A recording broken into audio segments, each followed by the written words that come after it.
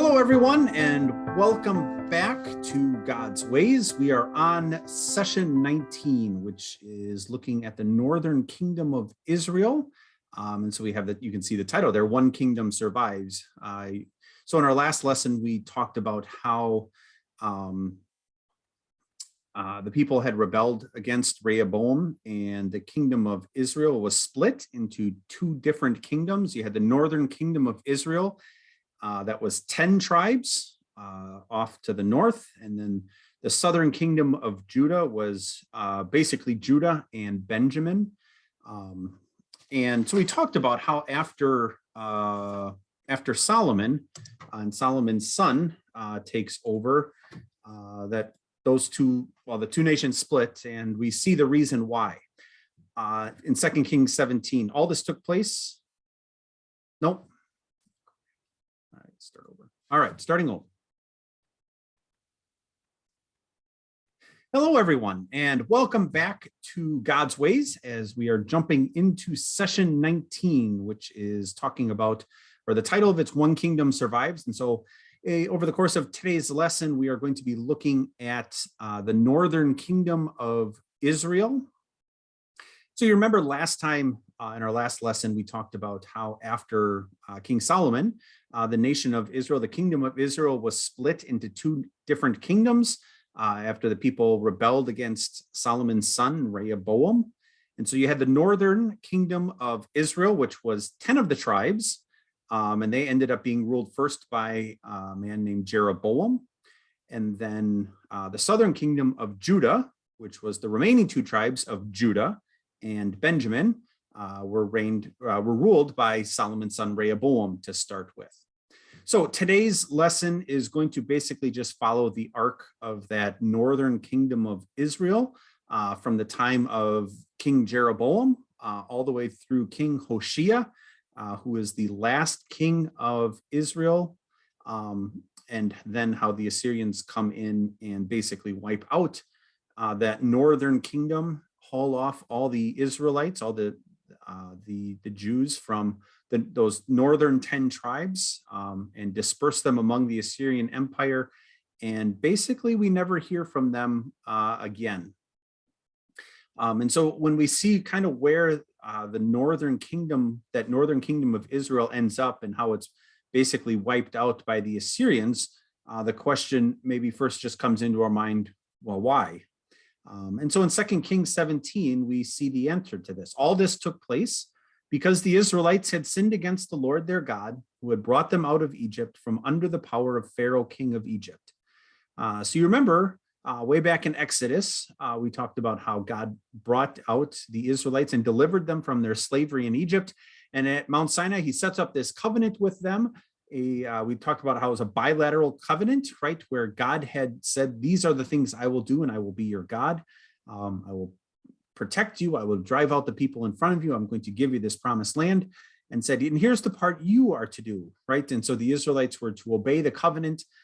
They weren't to have other gods. And, you know, you think of just all the other stipulations of the covenant. And the result of not keeping the covenant would mean that God would, God could walk away from the covenant because of the Israelites abandoning their part of the covenant. And that's exactly what happens. Finally, God's patience with the Israelites runs out. And because the Israelites had sinned against the Lord their God, had broken the covenant with him, he allows the Assyrians to come in and wipe out that northern kingdom. Now, I think even as we think of, and we'll talk about in a couple lessons here, the southern kingdom and what happens to it, you kind of see the same thing happening with it, because we know just about 150 years after the northern kingdom of Israel is wiped out, the Babylonians come and wipe out the southern kingdom of Judah, or that comes in and carries them off into captivity. And yet we see just the faithfulness of God in that he preserves not only David's family line, but preserves a number of the Jews, and they return. And among them are, again, parts of David's family, and so keeps alive that promise of a savior who would eventually come from David's line. So today's class primarily going to be looking at primarily looking at that northern kingdom of Israel. And as we do, here is our objective. We want to identify God's faithful and gracious activity among the godlessness of the kings. So that as we look at just the train wreck of, at least the spiritual train wreck of those northern kings of Israel, even as they continue to lead God's people, the Israelites, further and further away from God, yet we still see and can continue to see God's faithfulness and his gracious activity among them. So maybe first, we mentioned it already a little bit. I have a short little video here that's basically just going to go through just all the different empires and things that occurred in the Middle East. And so we'll be able to see not only the Egyptian empire, and that's kind of where it starts. So that's when the Israelites would have been slaves in Egypt. We'll get to see the kingdom of Judah, or the kingdom of Israel, and then how it's the Assyrians come in and take out the northern kingdom of Israel, and followed by the Babylonians, who take out the southern kingdom. And then the Babylonians are replaced by the Persians, and then the Macedonians or the Greeks. And they go through it. So we'll be able to see a number of those different empires come and go. All right, so we'll hit play here. All right, so that's the Egyptian Empire, the Kingdom of Egypt. That's when the Jews would have been slaves in Egypt. And as it says there, you have the Hittite Empire to the north. And now the Kingdom of Israel comes. So that would have been at its fullest. So when Solomon was reigning. So you see the Assyrians basically wipe out the northern kingdom there. Then in come the Babylonians and take out the rest of Israel, followed by the rule of the Persians. So the Macedonian Empire, that would have been Alex the Great to start that, the Greeks, who were replaced by the Romans. So now you're talking time of Jesus. And now some of the things that just happened after the time of Jesus, things, so you would have maybe recognized Byzantine Empire, this, I'm not even sure how to say that, Sassanid Empire, the Caliphate. So a lot of those are going to be really Muslim based, because, that's would have been the primary religion in those areas. So now you're in the time of the Crusaders. And then Saladin's empire, again, Muslim rule. Then you have the Mongol Empire. Then the Ottomans. And so that would have taken you all the way through the early 1900s. And then you just have European colonialism. So that's now when these countries are ruled by France, England, and things, and then finally given their own freedom.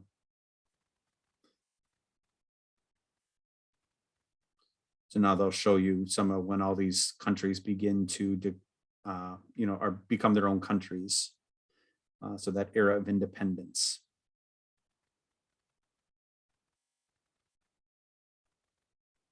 So just a quick run through of all of.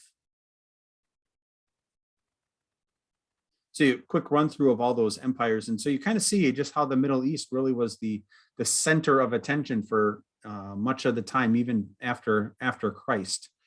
All right, the way we are going to start then, and maybe just to get into things a little bit, is we will watch the Bible Project video on Chronicles, and that will help us get into it a little bit as far as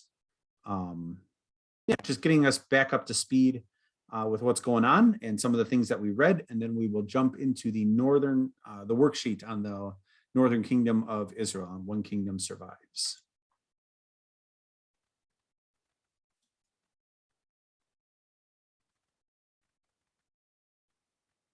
The books of 1st and 2nd Chronicles. While they're two separate books in our Bibles, that division is not original. Due to scroll. Oh. Full length, the book was divided in two, but it was written as one book with one coherent storyline. Now, in our English Bibles, Chronicles comes after the books of Samuel and Kings, and most of Chronicles is actually repeat content from those books. And so most modern readers, when they come to Chronicles, they think, wait a minute, I just read all of this, and so they skip it. And that's a shame, because this book is really unique and important in the Bible. In the traditional Jewish ordering of the Bible, Chronicles is actually the last book because it summarizes all of the Jewish scriptures. The first word in the book is Adam, the first character at the beginning of the story, and then the last paragraph announces the return of Israel from exile. Now, we don't know who wrote this book, but we can tell from details within it, it was produced by somebody who lived a couple hundred years after the Israelites returned from the Babylonian exile. Now, for this author, Jerusalem and the temple were rebuilt some time ago, and as we learned from Ezra and Nehemiah, things were not going well. The great prophetic hope was that the city and the temple would be rebuilt, that God would come to live among his people, the Messianic king would come, and all the nations would come live under his peaceful rule, and none of that has happened. And so the author of Chronicles has reshaped these stories of David and Solomon and the kings of the past in order to provide a message of hope for the future. And we'll see that he's designed this book to emphasize two clear themes. First, the hope of the coming Messianic king, and second, the hope for a new temple. Let's just dive in and you'll see these themes all over the book. First Chronicles begins with 9 chapters of genealogies, long lists of names. And you'll read these and think that this is kind of boring, and that may be true for you, but actually they're very, very important. The author is summarizing here the whole storyline of the Old Testament by naming all of the key characters in the stories. And as he does so, he shapes the genealogies to emphasize 2 key lineages. First is the line of the promised Messianic king. So lots of space is dedicated to tracing the line of Judah that led all the way to King David, to whom the Messianic promise was given. And then from David, the author traces that line up into his own day. The other family line that receives lots of attention here is that of the priesthood, the descendants of Aaron, who, of course, served in the temple. And so right from the start, you can see the 2 main themes, the author's hope of the Messiah coming to build a new temple, and it's rooted in these ancient genealogies. Now, after that, the author moves into the stories about David, and most of these are going to be familiar to you from the book of Samuel, but again, there's some really important differences. So first of all, the author leaves out all of the negative stories about David, where he's portrayed as weak or immoral. So Saul chasing David around the desert and persecuting him, the story of David's adultery with Bathsheba and then murdering her husband, all of that is gone. And what's left are the stories that portray David as a good guy. And not only that, there's also new additional material that you won't find in the book of Samuel that shows David in a very positive light. So there's a large block of chapters where David makes preparations for the temple. He arranges resources and builders and Levites and choirs. And not only that, the author also portrays David as a Moses-like figure. God gives David plans for building the temple just as he gave plans to Moses for building the tabernacle. So why all this new material about David? The author's not trying to hide David's flaws. He knows that anybody can go read about them in the book of Samuel. Rather, he's trying to portray David as the ideal king in order to make him an image or a type of the future Messiah from the line of David. It's very similar to how Jeremiah or Ezekiel spoke of the coming Messiah as a new David. This is most clear in how the author retells the story of God's covenant promise to David in 1 Chronicles 17. And when you compare this story with its parallel in 2 Samuel 7, you'll see that the author of Chronicles is highlighting that neither David, nor Solomon, nor any of the kings from his line were the Messianic king, and that when the Messiah does come, he will be a king like David. And so for this author, these stories about David from the past are what sustain his hope for the future.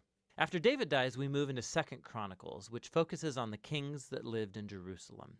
And again, there's lots of overlap with 1st and 2nd Kings, but there are many key differences. So the author has left out all of the stories about the kings of northern Israel, so he can just focus on the line of David. And there's lots of new material about these kings from David's line. He highlights the kings that were obedient to God, and he adds new stories about how their obedience led to success and God's blessing. But he also adds new stories about kings who were unfaithful to God. They didn't follow the Torah, they led Israel to worship idols, and these kings face horrible consequences, all leading up to Israel's exile, a mess of their own making. And so this whole section becomes a series of character studies where the author wants later generations of Israelites to learn from their family history and so become faithful to their God and the Torah. Now, the book's conclusion is really unique too. At the very end of the book, the king of the Persians is named Cyrus, and he tells the Israelites that they can go back home, return from exile, rebuild the city and the temple. And he says, last line of the book, "Whoever there is among you, of all his people, may the Lord his God be with him, and let him go up." And that's how the book ends, with an incomplete sentence. Now, of course, the author knows about the first return from exile and the stories of Ezra and Nehemiah, but clearly in his view, the prophetic hopes of Israel were not fulfilled in those events.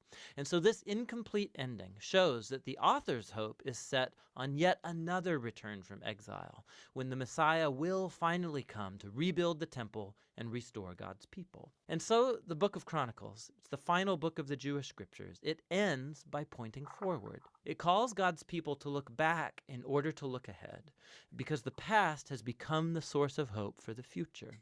So Chronicles concludes the Old Testament as a story in search of an ending, and that's what this book is all about.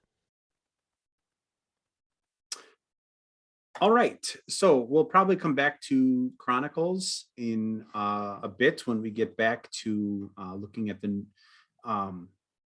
southern kingdom of Judah, but thought it would at least help a little bit with some of the things we're going to be looking at. So let's jump into looking at the things that you read and the worksheet that you've been working on.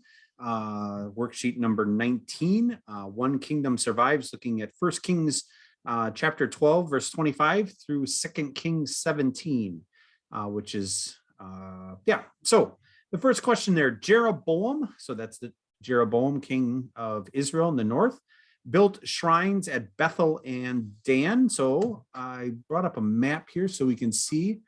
So you see the orange kind of right dead center in the middle. That's the northern kingdom of Israel. And you see the southern kingdom of Judah in red. And so he built shrines at Bethel. So you see Bethel and Dan there. So you see one in the south, one in the north. Why did he build them?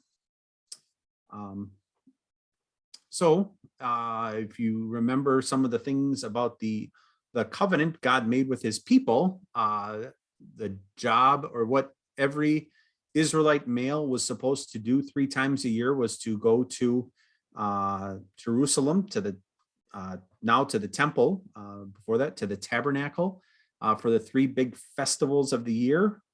So Jeroboam recognizes this, his entire country is made up of Israelites who now by the covenant are supposed to go to the southern kingdom of Judah in order to worship, and not only doesn't want that, is probably a bit afraid that if this happens, they perhaps will get reunited and he may no longer be king. So he sets up shrines or temples at Bethel and Dan, where he puts in, so he builds 2 golden calves for the people to worship there, so they won't go and worship in Jerusalem. Again, because he didn't want the people to go to Jerusalem and join Rehoboam. So in 1 Kings 13, then we see a prophet talk to, or at least confront Jeroboam about that. So the second question there, what did the prophet think about these 2 golden calves? So human sacrifice would take place, as judgment against Jeroboam. We see the altar split when he's told to seize him, his hand shrivels from leprosy. And so confronts Jeroboam about this, and God shows his displeasure in some of the things that happen there. And the reason for his opinion, well, the Lord was not pleased with the sacrifices that were taking place because, again, being offered to idols, not to the true God. So not going to be happy about that. All right, the question number 2 is kind of just as it says there, an easy review question. Explain the distinction between Israel and Judah from God's perspective. So really looking at this from God's perspective, trying to answer that or looking at that question is to say, well, Judah in that southern kingdom is really going to be the focus because Judah is the one through whom the Savior was going to come. And so as that God's chosen nation, because of that promise of a Savior, Judah was going to be of special focus, which is why we even see like the whole, all of Second Chronicles is really focused on the southern kingdom of Judah because of that promise God had given, and because Judah ends up becoming now God's chosen nation because the Savior was going to come through them. All right, looking then, question 3 takes us back to looking at the kings, and at least to start with the kings of Judah. So what was number 3 there? What yardstick was used to measure the performance of each king in Judah? So what was the thing that God was evaluating and comparing them to as you look at the kings in the southern kingdom of Judah?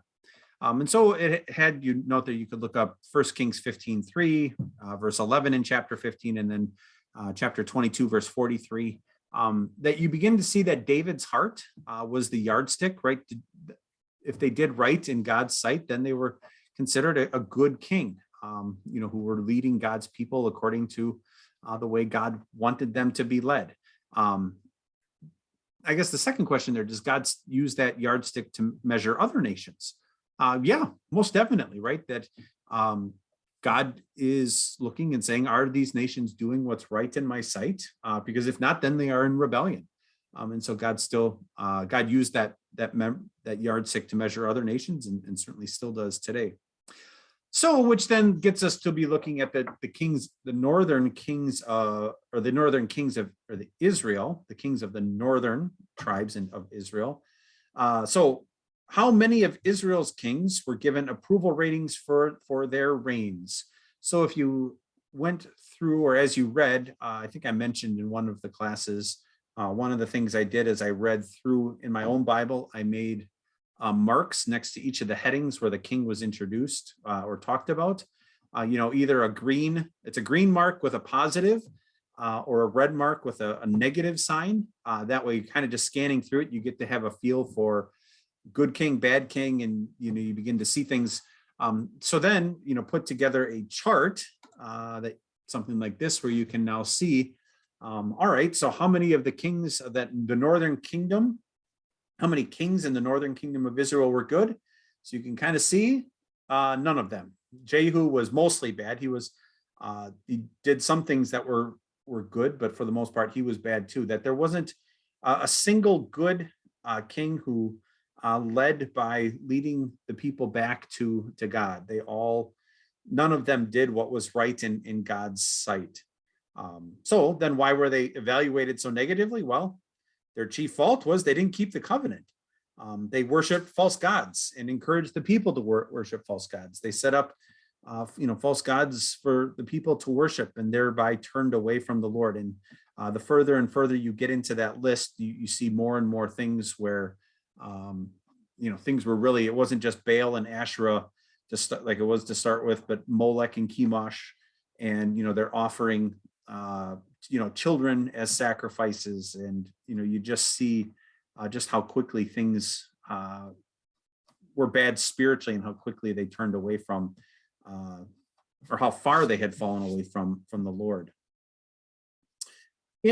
All right, so in question 5, then, let's look at this.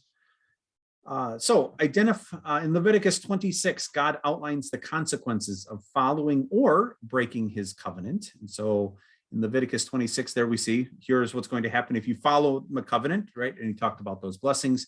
Here are the things that happen if you break my covenant.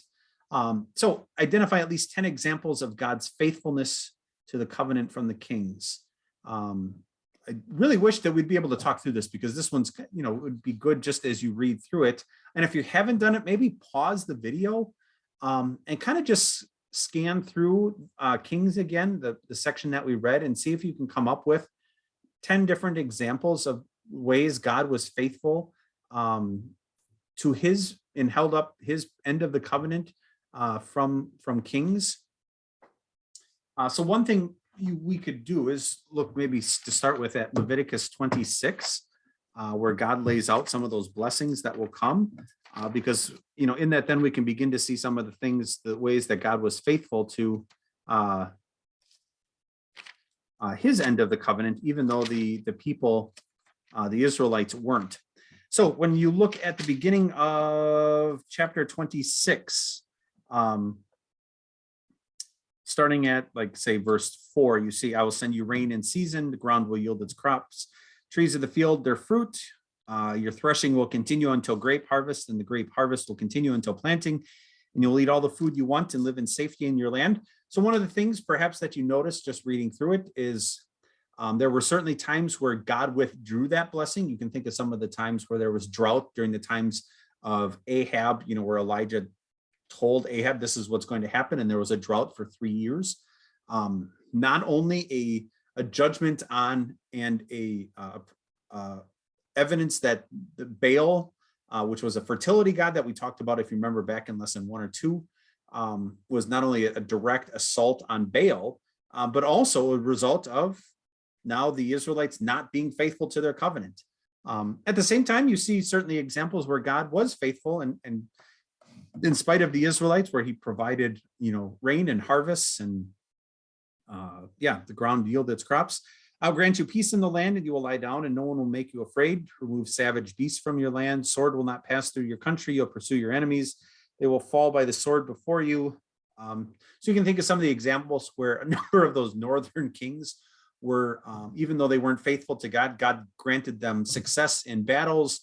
Another way he showed his faithfulness was especially was it Jeroboam II, I think, where the kingdom again was expanded, and the borders pushed out, and there was a huge amount of prosperity, even though the people weren't obeying the covenant. God was still faithful to some of the promises he had made, which is kind of where he goes next, like in verse 9. I will look on you with favor and make you fruitful and increase your numbers. I will keep my covenant with you. You will still be eating last year's harvest when you'll have to move it out to make room for new. I will put my dwelling place among you, and I will not abhor you. I will walk among you and be your God, and you will be my people. I am the Lord your God who brought you out of Egypt, so that you will no longer be slaves to the Egyptians. I broke the bars of your yoke and enabled you to walk with heads held high. So, I think even as you look back at that list of kings that were in the northern kingdom of Israel who were bad, at times they were harassed by their enemies, but at times they went through times of peace where, again, God was being faithful and giving them something they certainly didn't deserve. Up until finally the Assyrians, God brought the Assyrians in to take out that northern kingdom. Up until that point, they weren't slaves to other people. They were raided, but never, enslaved by others. So just as you go through, you see evidence of God's patience with his people, examples of where God was faithful to his covenant, even when the Israelites weren't.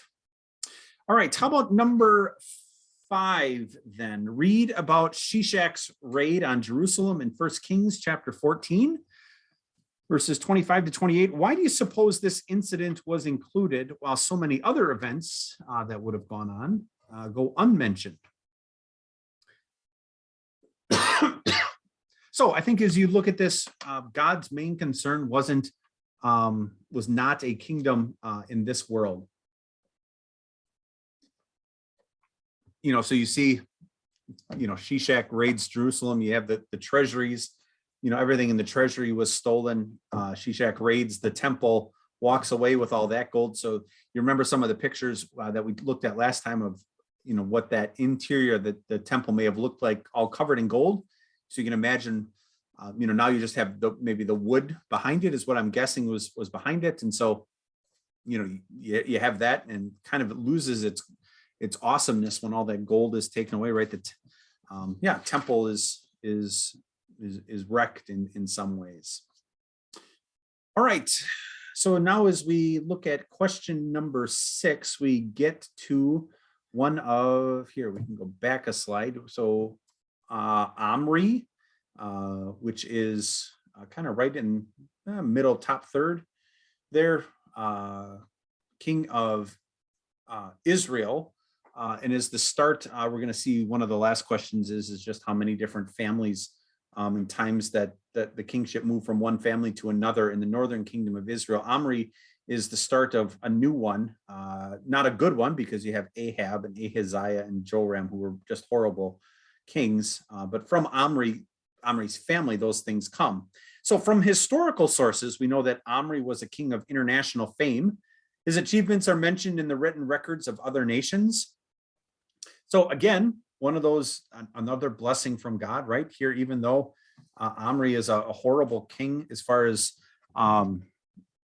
the spiritual responsibilities he had toward his people, God still granted him international fame and achievements. So we're able to see that in a couple of different things. So the first one is the obelisk of Shalmaneser III. So this black limestone obelisk depicts 5 kings conquered by Shalmaneser III, king of Assyria, from 858 to 824 BC.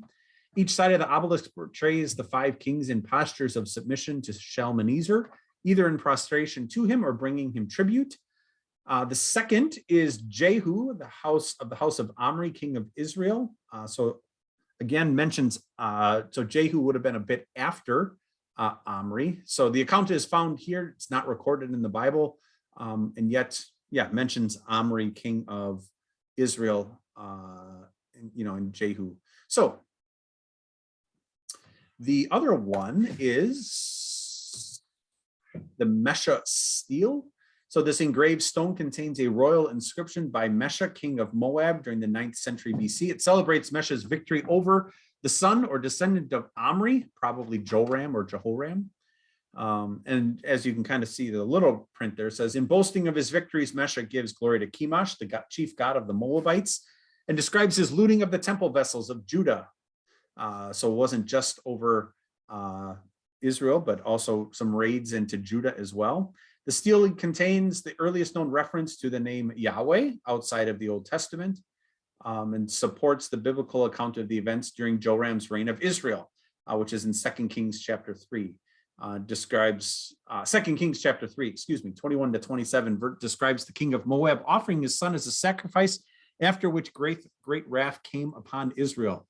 In the stele, Mesha credits his god Chemosh as conquering his enemies. So some examples of some very early examples, some of the earliest examples we have of things talking about the kingdom of Israel from non-Israelite records. So question number 6 there. So we know from historical sources that Omri was a king of international fame. His achievements are mentioned in the written records of other nations, yet the First Kings account gives him no more attention than other kings of Israel. So how do you explain that slight? I think the easiest way to describe it, well, he did evil in the eyes of the Lord. So at that point, God is concerned about a heart following him, not so much how much international fame or any sort of achievements that he did, so that God's emphasis isn't on political success, but in connection to the covenant. In connection to the covenant, was Omri faithful? And the answer is no. God's only interested in the relationship between him and the king, and that wasn't happening. And so that, as a result, Omri doesn't get any more mention than any of the other kings of Israel, despite the fact that it seems like he had some international fame and some big achievements. I think also just something just to keep in mind as far as our own relationship with God, that finally the things that we do here on earth, in the grand scheme of things, don't matter. The only thing that really counts is my relationship with Jesus. So it gives us an opportunity to pause a bit and maybe just reflect on our life and where our priorities are. Because as a believer, the thing that we begin to see is if the only thing that counts is my relationship with Jesus, not that we become like a monk and try to only do that, but it certainly changes our perspective and our priorities of what's most important in this life we have here on earth. All right, number 7 gets us to talking about 2 of the big prophets in Israel, or who served in the northern kingdom of Israel. So there's actually several men who get more print in the assigned chapters than the kings. So who were those men? Elijah and Elisha. And so why were they considered worthy of more attention? Well, they were considered worthy of more attention than unfaithful kings like Omri and Jehu and others because, well, they were spokesmen of God.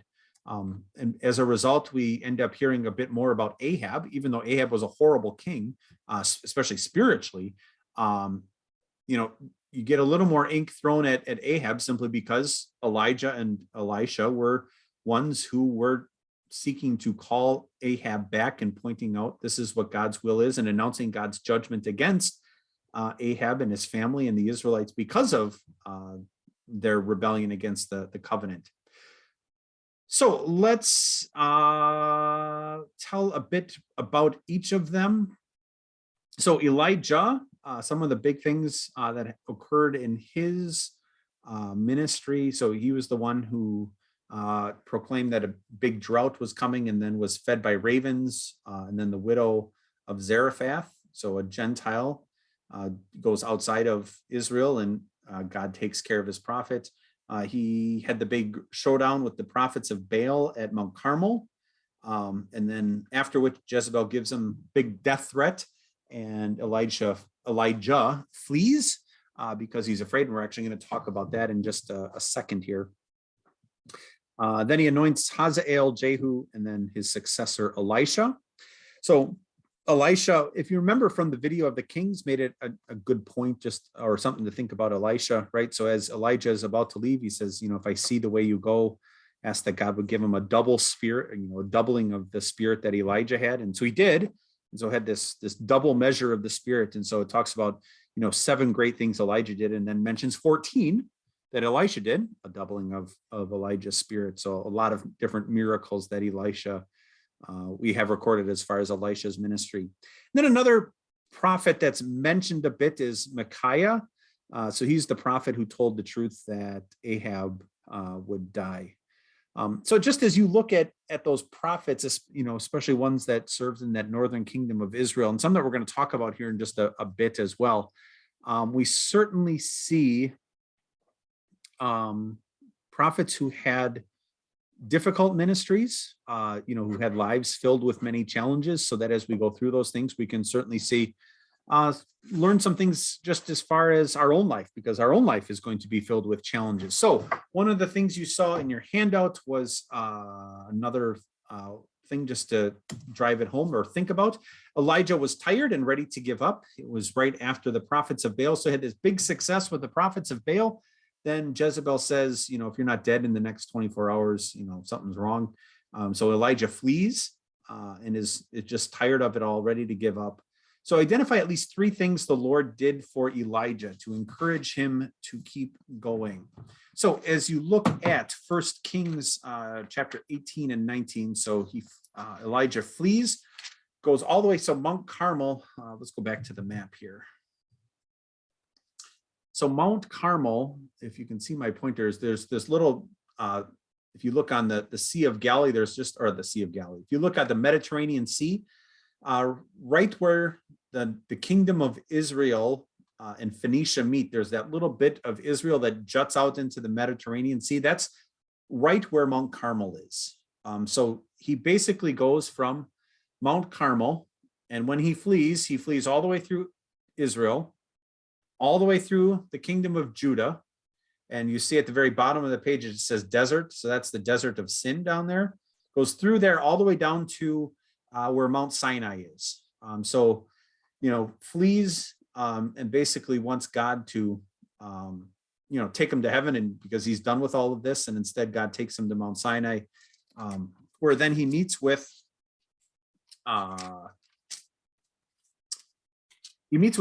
God there. And so some of the things God does to encourage Samuel to kind of keep him going. So one, tells him he's not alone, right? One of the things Elijah said is, I'm all alone. I'm the only one left. And God says, no, you're not the only one. In fact, there's, 6,000 in Israel, the northern kingdom of Israel, who haven't bent their knee to Baal. Another thing he does, shows him the backside of himself, right? Shows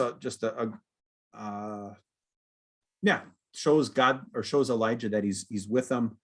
And then finally, the third thing he did to encourage him to keep going was he gave him some work to do. Said, you're not done. I'm not done with you yet. And so he had to go and anoint Hazael king over Aram. He was to anoint Jehu, son of Nimshi, king over Israel, and anoint his successor, Elisha, son of Shaphat from Abel Mehaloah, to succeed you. So, God does some very specific things in order to encourage Elijah so that he can continue going. So now, as you think about Elijah, Elisha, their difficult lives, gives us an opportunity to kind of then apply that to our own. So when life gets tough and the world around us is falling apart, what story from your reading today gives you hope? So I'll give you about a minute just to think about it. But if nothing else, maybe in the comments down below, just tell me what story from this reading of First and Second Kings gives you hope as you think about when life gets tough and the world around us is falling apart.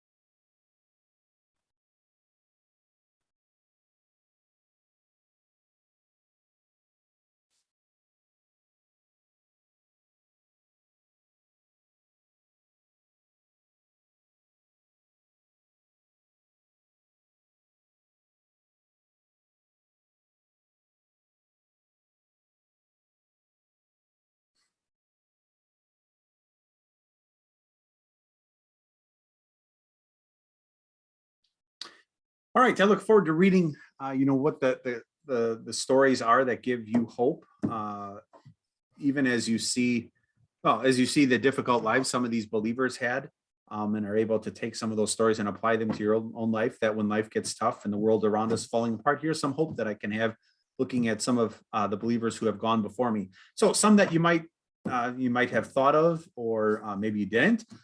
Certainly Elijah here that we just talked about, right? Times go tough and he's ready to give up, and you just see God's patience, not only with Elijah, but just how God encourages him.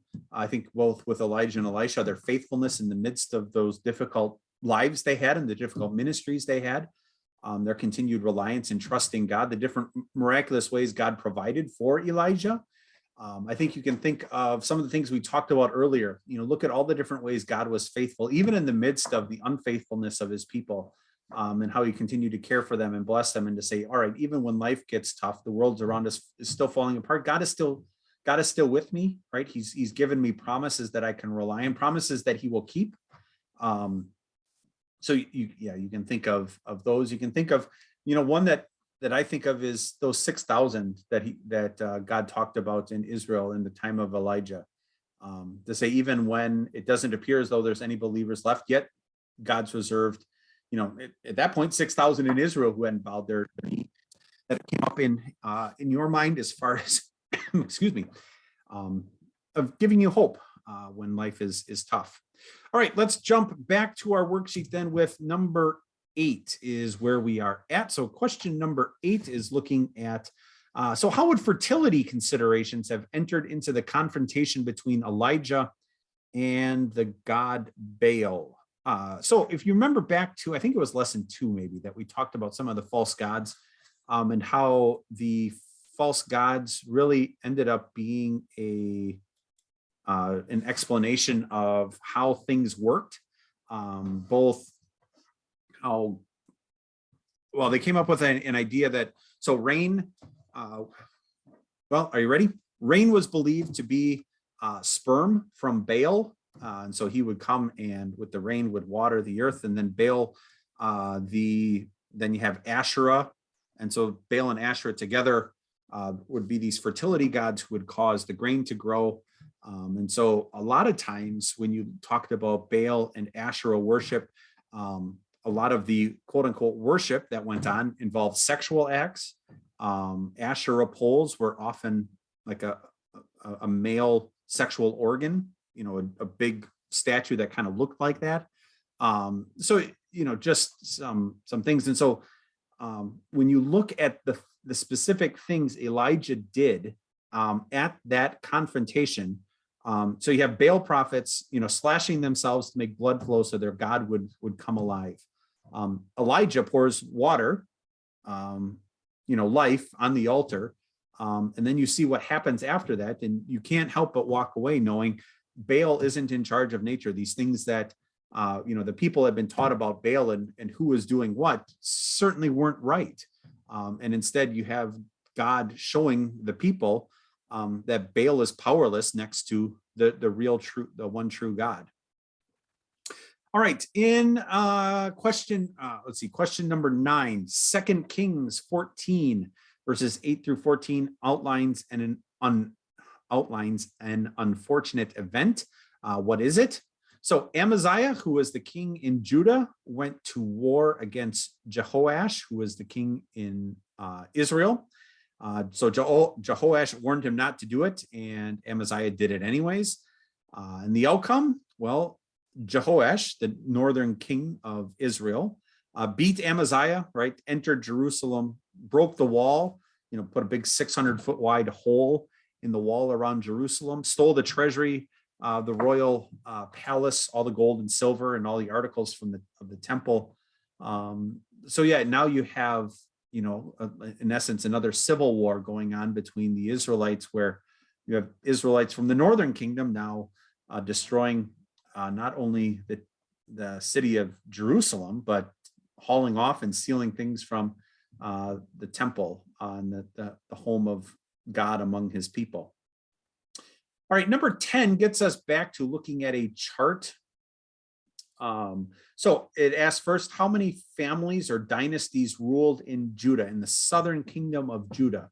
So that's easy. That's just one, right? God had promised that line of David would continue, so that as we look at this column here on the far right, you see Rehoboam, Abijah, Asa, all the way down.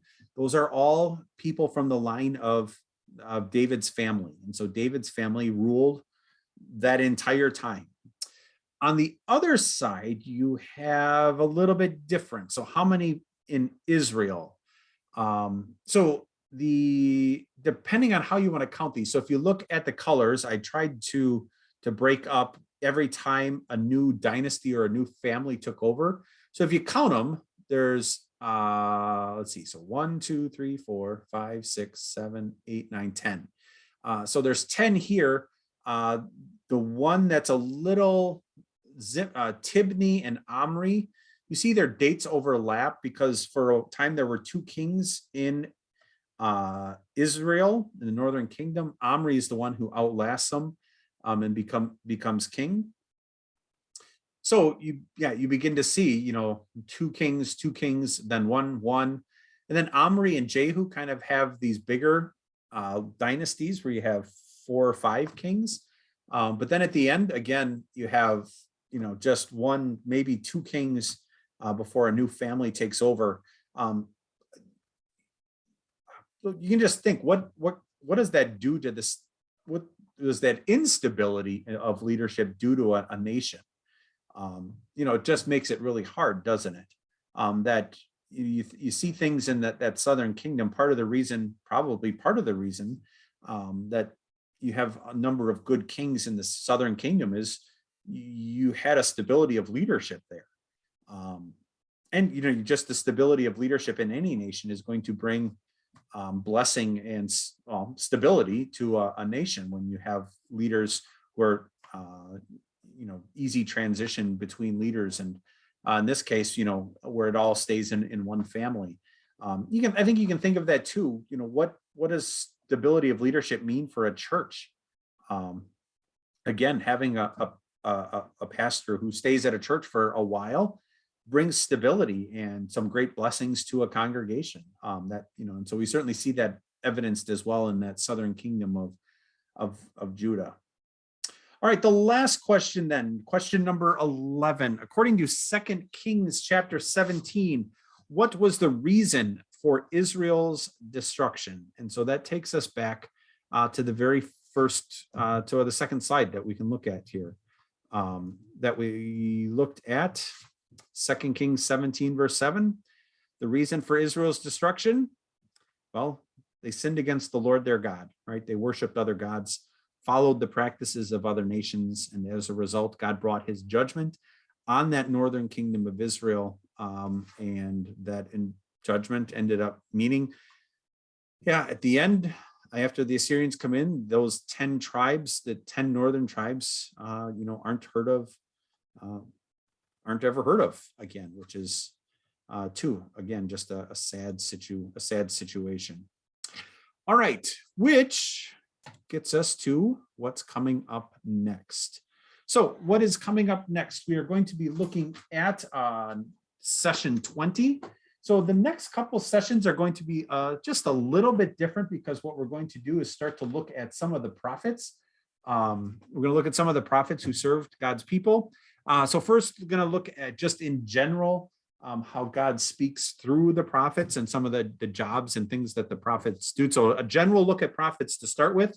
And then in lessons 22, 21, and 22, we're going to look at Amos and then Hosea. And in session 23, Obadiah, Joel, and Jonah. So, and all of these prophets were ones that went to that northern kingdom of Israel. So the next couple lessons, we're still going to focus on that northern kingdom of Israel, but looking at it from the prophet's perspective and reading some of the books that those prophets wrote, both in announcing God's judgment on the northern kingdom, among other things. So session 20 is going to be all about the prophets. And so as you look at the worksheet that you'll be going through for next week, you will see that it's just selected passages, at least for next week. So there isn't any specific section of scripture you're going to be looking at. You're going to be jumping around a little bit. And then in 2 weeks, we'll jump into the prophet Amos. And so the reading assignment there will be the book of Amos. So, all right. Look forward to reading the things that you left in the comments. And if you do have any questions or anything, feel free to throw those down there as well. And look forward to jumping into class with you next time, where we're going to, in session 20, look at how God speaks to his people through prophets.